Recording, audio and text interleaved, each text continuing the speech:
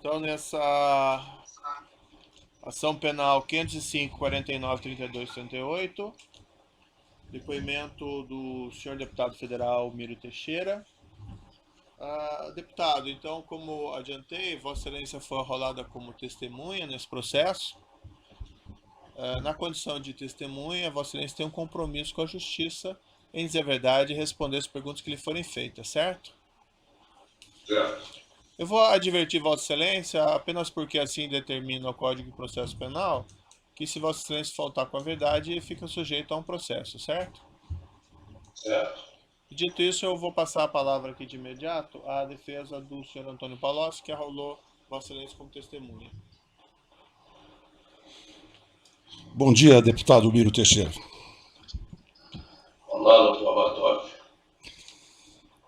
Deputado Miro Teixeira, Vossa Excelência foi ministro das Comunicações e também líder do governo do ex-presidente Luiz Inácio durante o tempo em que o ministro Antônio Palocci esteve exercendo suas funções no Ministério da Fazenda. É verdade. Como o trabalho do ministro Tenho a Antônio impressão, desculpe acrescentar, que o Palocci foi mais longevo do que eu no Ministério. Perdão, não ouvi, perdão. Eu fiquei menos tempo no Ministério do Lula do que o Palocci. E durante o tempo em que houve esta convivência, durante o tempo em que o ministro Palocci exerceu suas funções no Ministério, Vossa Excelência teve conhecimento ou notícia de quaisquer irregularidades praticadas por ele no exercício das suas atribuições? Absolutamente nenhuma. Nenhuma irregularidade. O Palocci tinha uma leitura da necessidade de atender o mercado. Então, ele, na política de comunicações, por exemplo, de telecomunicações, ele procurava atender o funcionamento das companhias telefônicas da forma pretendida por elas. E eu procurava contestar até posicionamentos da Anatel em favor dos assinantes. Mas era tudo muito às claras e sem qualquer notícia de propinas para o Palocci. Ao que seja do conhecimento de Vossa Excelência, deputado Miro Teixeira, ao ministro da Fazenda incumbe uma permanente interlocução com os setores produtivos, com a cadeia produtiva, enfim, o mercado financeiro, com a sociedade de um modo geral, para identificar qual é o rumo que deve ser adotado pelo governo em relação a políticas públicas a serem estabelecidas em cada um dos setores? Isso fez com que o ministro Palocci fosse uma das pessoas mais reverenciadas pelo poder econômico brasileiro.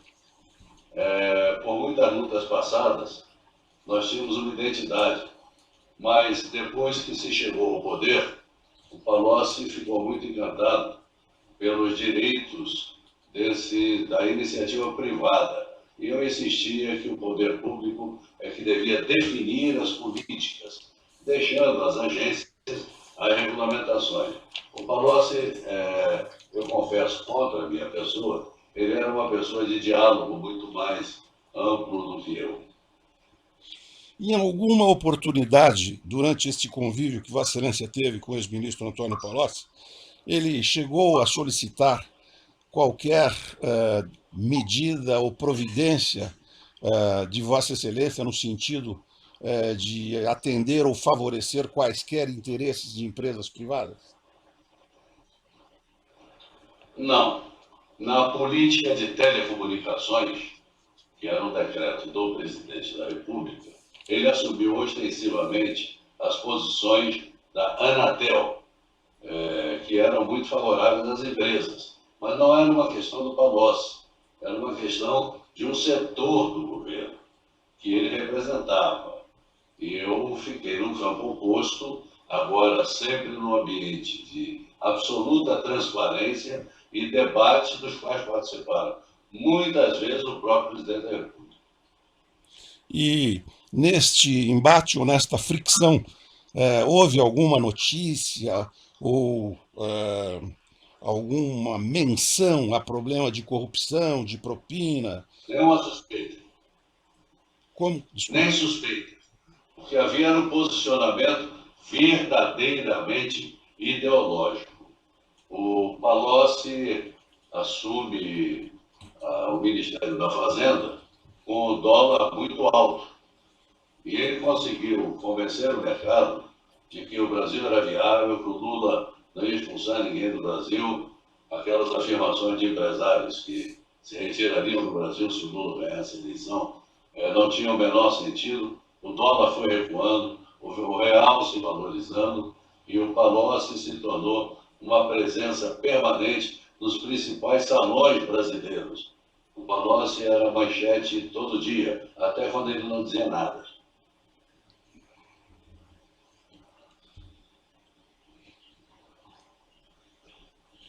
Vamos especificar um pouco em relação aos interesses, aos eventuais, aos virtuais interesses do grupo Odebrecht ou Braskem.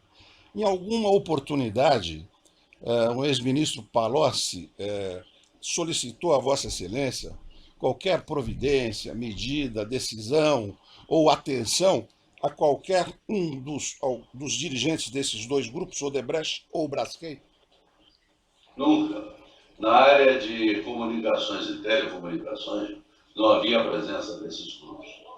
E depois da liderança do governo também, nada passou pela minha mão que pudesse, de alguma forma, favorecer esses grupos. E fora desse tema, alguma notícia de conduta ímproba de parte do ministro Antônio Palocci? Olha, eu vou lhe repetir, na época, o Palocci era uma figura venerada. Ele era o salvador da pátria. Era muito curioso que todos os empresários brasileiros se referiam ao Palocci como o verdadeiro salvador do Brasil. É só recorrer aos jornais da época. Agora, tanto no Ministério das Comunicações quanto na liderança do governo, ele jamais se intrometeu, exceto na política de telecomunicações, que não era uma questão pura e simplesmente do Ministério, era a preparação de um decreto do presidente da República. E eu, como ministro, convoquei os professores das principais universidades brasileiras para fazer aquela minuta de decreto. E o Palocci teve muita restrição à maneira dura com que foi feita a primeira versão do decreto, porque ele achava que inviabilizaria as empresas aqui no Brasil. E seria uma séria restrição à presença até de novos capitais no setor. Ouviu dizer sobre. Mas só para que, Pois não. só para, por favor, acrescentar, tudo isso era muito discutido, às vezes, até em presença da imprensa. Era tudo muito público. Ouviu dizer, em quaisquer circunstâncias, que o ex-ministro Palocci teria interferido ou procurado favorecer qualquer empresa neste projeto da prospecção de petróleo em águas profundas, ou seja, das plataformas. Teve notícia de que o ex-ministro Palocci tivesse procurado influir para que a licitação pendesse para este ou para aquela, ou para esta ou para aquela empresa? Doutor Batóquio, Vossa Excelência sabe que eu sou mais antigo do que essas épocas aí, nas lutas pela Petrobras. Brizola, Lula, Vicentinho, todos nós sempre defendemos a integridade da Petrobras, a rigidez da organização da Petrobras.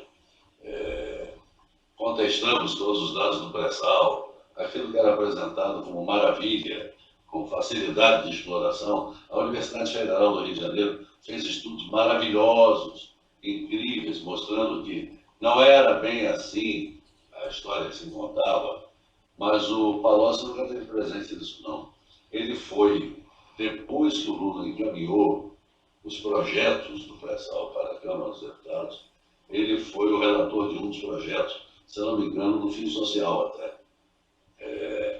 A história do pré-sal é uma história incrível. Ela é uma história que tem pouco a ver com o petróleo e mais a ver com a captação de recursos pelo governo federal, antecipando receitas que sabe Deus quando acontecerão. Arribou 50 bilhões de reais.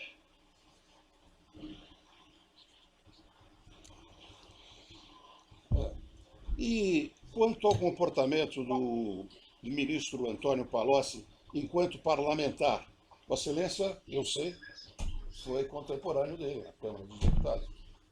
E eu queria que Vossa Excelência nos informasse se a sua atuação parlamentar despertou alguma suspeita, alguma notícia, ou ensejou alguma notícia de favorecimento de grupos econômicos no parlamento. Olha, não. Mas tem uma vez que, ao contrário, o Palocci me obrigou a permanecer uma madrugada inteira numa discussão de medida provisória. Eu achava desnecessário derrubar aquela emenda na comissão, nós podíamos derrubar no plenário. Mas ele disse, olha, nós temos que derrubar essa emenda na comissão. Eu não me lembro quem eram os interessados, mas estava muito notório. Doutor Bartok, Vossa Excelência foi deputado.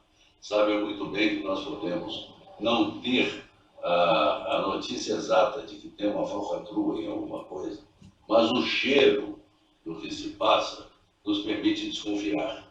E o Palocci chegou para mim, nessa comissão especial do MP, e disse, tem aqui uma emenda que é para roubar a pátria. Nós temos que impedir a aprovação dessa emenda. E aí o Palocci pode lembrar, deve ter isso anotado. Nós passamos a madrugada inteira para impedir a votação da emenda, que favorecia, se eu não me engano, era alguma coisa de marinha mercante. E nós ficamos lá, viramos a madrugada, e saímos de lá 9 horas da manhã, vencendo a obstrução. Nós impedimos que aquela emenda fosse votada.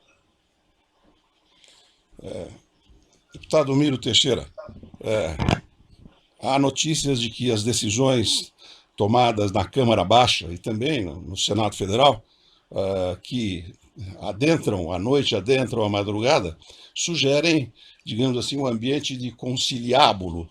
Essas votações que se estendem noite adentro são usuais, são normais, quando o tema assim o exige? Isso aí tem, como diz Paulo César Ferreira, no livro Pilares via Satélite, a vida tem picos e vales.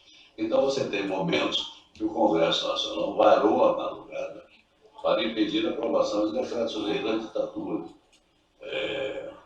São momentos diferentes. Atualmente, o que você vê é a tentativa de arrastar sessões extraordinárias para aprovar às escondidas um projeto de anistia de Caixa 2, o que é uma maluquice absoluta. Isso é a criminalização da política. Se me permitir, aí o doutor Moro pode me impedir até por estar saindo do assunto. O que se passa aqui em Brasília é uma vergonha absoluta. Dá vergonha, muitas vezes, de você estar no mandato, porque você não tem explicação para dar aos eleitores. Há uma tentativa de desqualificar a Lava Jato. Há uma tentativa de acabar a Lava Jato. Mas acabar a Lava Jato para esses que detêm foro especial, por prerrogativa de função. Então é uma situação que vai submeter o Brasil a um ridículo internacional. Os empresários que são cúmplices dos políticos ficam presos, as empresas ficam fechadas, os empregos são perdidos e os políticos saem ricos. E agora, tramando essas histórias de voto em lista, Vossa Excelência ajudou a barrar o voto em lista aqui uma época, com argumentos os mais esdrúxulos. Eu espero que tudo isso se torne público, porque eu hoje li no Globo o ministro Gilmar Mendes dizendo que é preciso haver o voto em lista, senão o eleitor vai continuar votando no Tiririca e elegendo o Valdemar Costa Neto. Mas isso é exatamente o voto em lista. Há um desconhecimento do que se passa de sistemas eleitorais e lamentavelmente, a política que leva a causa. Uma última pergunta, Vossa Excelência. No parlamento ou no governo, consta que o ex-ministro e ex-parlamentar Antônio Palocci Filho, para a formação de um governo de coalizão, e sem coalizão não há governo, tenho certeza que Vossa Excelência assim pensa, o ministro Antônio Palocci sempre propôs uma coalizão que se fundamentasse no, no programa dos partidos aliados, uma coalizão programático-ideológica, contrariando uma outra parte do Congresso Nacional que queria uma coalizão a qualquer pragmática, digamos assim. Isto é certo? Cooptação, se me permitir. Perdão? Cooptação, se me permitir. Pois Não não. era coalizão, era cooptação. Mas a posição do ex-ministro Palocci era programático-ideológica, sim? Era contra. Se me permitir novamente, era no mês de janeiro de 2003. Nós tínhamos tomado posse do Ministério e a posse do Congresso era dia 1º de fevereiro. E aí houve uma reunião convocada pelo presidente Lula, que estava eu e o Palocci. E eu dei a minha opinião, que não adiantava tentar fazer cooptação, porque nós denunciamos isso a vida toda. Chamar deputados, partidos políticos, dar ministérios, cobrar a sua fidelidade. Nós denunciamos isso a vida toda. Como é que, chegando ao poder, nós poderíamos fazer isso? Nós nem sabíamos. Eu aí falei meio carioca. Nós não sabemos fazer isso. Não adianta, vai dar errado. A expressão nem foi vai dar errado, mas vai dar errado. E o Palocci imediatamente disse: eu dou razão. O PSDB pode vir muitas vezes apoiar as ideias sem cobrar participação no governo. Mas o clima que se instalou ali na hora foi mais ou menos de repulsa às nossas ideias. Eu disse: olha, eu não tenho mais nada que fazer nessa reunião. Pelo visto, já está decidido que vai ser mesmo pelo orçamento, e o orçamento, no caso, não era o mensalão, era a liberação de emendas, aquelas práticas todas nocivas no Congresso Nacional. Deputado trocando voto pela liberação de uma emenda. Eu vou sair para todo mundo ficar mais à vontade. Aí o Palocci até disse assim: eu vou sair também porque eu tenho outro compromisso. Ele é paulista, mas ele é muito mineiro. Eu falei muito ostensivamente. Eu não concordo com isso, vocês devem ver. Ele disse: eu vou sair porque eu tenho outro compromisso. Mas de qualquer maneira, seja. Muito bem, muito obrigado. Outros defensores têm indagações? O Ministério Público. Sem perguntas. O assento de acusação. Então, só um esclarecimento, senhor deputado. Pelo que eu entendi, então o senhor foi voto vencido nessa reunião que o senhor estava descrevendo há pouco? Eu fui voto vencido hostilmente até. Desculpe, pode repetir essa última palavra? Não entendi muito bem. Eu fui vencido e não apenas vencido, não houve argumentação. Houve quase uma hostilidade. Houve quem dissesse na sala que esse Congresso burguês só atendia a essa linguagem de distribuição de recursos orçamentários. Não era uma linguagem de interesse do país, de programas. Eu insisti que o PSDB poderia, sim, ser chamado para maiorias eventuais. Não é necessário fazer maioria em todas as matérias. Maiorias eventuais. O senhor tem mais um minuto, doutor Moura? Sim. Estou ouvindo. Repara bem, o Collor se elegeu com 3 deputados, foi uma eleição solteira. Ele tinha 3 deputados naquele RN, me parece.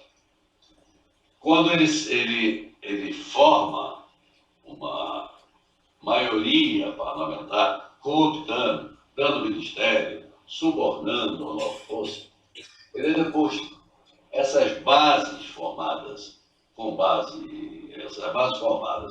em padrões de distribuição de dinheiro, de emendas, elas não são solidárias, elas são falsas, elas se desfazem.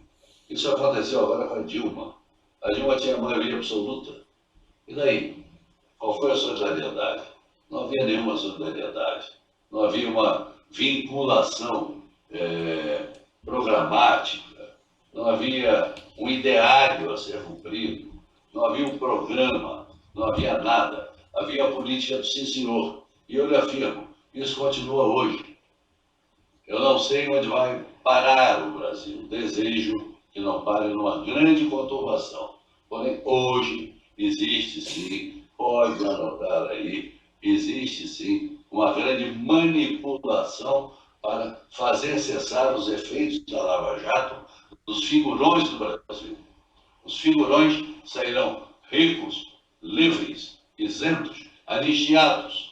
E aqueles que foram seus cúmplices, empresários, eles ficarão na cadeia e vão fechar suas empresas e retirar milhões de presídios, de empregos. A Lava Jato é uma bênção para o Brasil. Essa questão, ela funcionará para o futuro. Embora não seja tão assim pertinente, mas essa questão que o senhor mencionou, senhor deputado, da lista fechada, teria alguma coisa a ver com isso? Só tem. A lista fechada, que não é nova aí na discussão, é uma forma de criminalizar a política. Primeiro surge atribuindo ao financiamento de campanha as dificuldades do nosso setor. Juiz, a corrupção existe porque existe corrupto. O roubo existe porque existe ladrão. A democracia não pode ser responsabilizada. Senão, as ditaduras seriam rígidas, íntegras. Não há eleições, então não há corrupção. O que é isso? É muito lamentável que estamos criminalizando a política pelos fatos criminais praticados por políticos. A política não é isso. A política não é nada disso. E estão roubando, sim, para o próprio bolso, para construir fortunas enormes, botando a culpa no processo eleitoral. Eu creio que sem plebiscito para a escolha do sistema eleitoral ou referendo, como disse a ministra Carmen Lúcia, eu prefiro plebiscito. Nós não vamos a lugar algum. Perfeito. Senhor deputado, eu agradeço suas respostas, são respostas muito interessantes. Renovo aqui meu respeito por Vossa Excelência. Poderíamos continuar aqui essa questão, mas foge um pouquinho do objeto do processo. Então, vou agradecer o depoimento de Vossa Excelência e vou encerrar o seu depoimento. Muito obrigado. Eu que lhe agradeço. Eu sabia que fugiria do objeto do processo, mas eu não teria outra oportunidade de falar o que está sendo tramado aqui. Eu lhe afirmo, muita coisa está sendo tramada e nós temos esperança em Vossa Excelência, na equipe dos procuradores e na Polícia Federal. Muito obrigado, senhor deputado. Eu vou interromper a gravação aqui.